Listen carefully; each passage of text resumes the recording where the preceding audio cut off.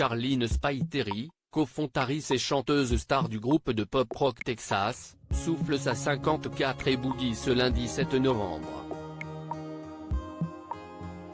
L'occasion de se remémorer une de ses sorties fracassantes, elle qui a pour réputation de ne pas mâcher ses mots et de dire tout ce qu'elle pense, sans aucun filtre. En juin 2013, alors qu'elle avait attaqué un mois auparavant, dans une interview, l'actrice Elizabeth Hurley en la qualifiant de grosse pète qui peut aller se faire effrayer, elle s'en prenait cette fois-ci à Gwen Stefani, célèbre interprète du tube The Sweet Escape, et son groupe No Doubt. Ce dernier faisait son grand comeback sur la scène musicale avec un nouvel album intitulé Push and Shove, plusieurs années après avoir connu la gloire en même temps que Texas, le groupe de Charlene Spiteri. Il n'y avait pas de mélodie, je ne savais pas que les Cranberries, autre groupe célèbre à l'époque de Texas, note de la rédaction, avait sorti un nouvel album. Je n'en ai pas du tout entendu parler.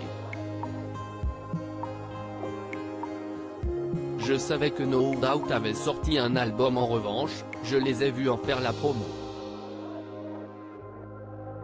Ils en ont fait beaucoup.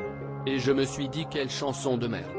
J'étais perdu, lâchait-elle, sans scrupule, à nos confrères de Pur Char, avant de s'en prendre plus précisément au premier single issu de ce 11e projet, nommé Settle Down. Ce n'était pas une bonne chanson de No Doubt. Les bonnes chansons de No Doubt, on met les mains en l'air, elle s'était mise à chanter, note de la rédaction, Don't Speak, I Know What You're Thinking.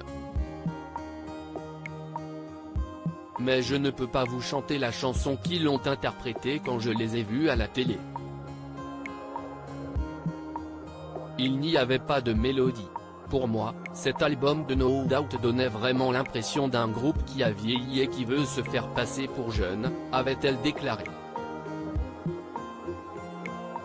Des propos francs de la part de l'artiste, qui n'avait pas manqué de faire réagir la presse ainsi que les internautes à l'époque. À noter que l'année dernière, elle se confiait pour Le Parisien, sur le douloureux décès de sa mère.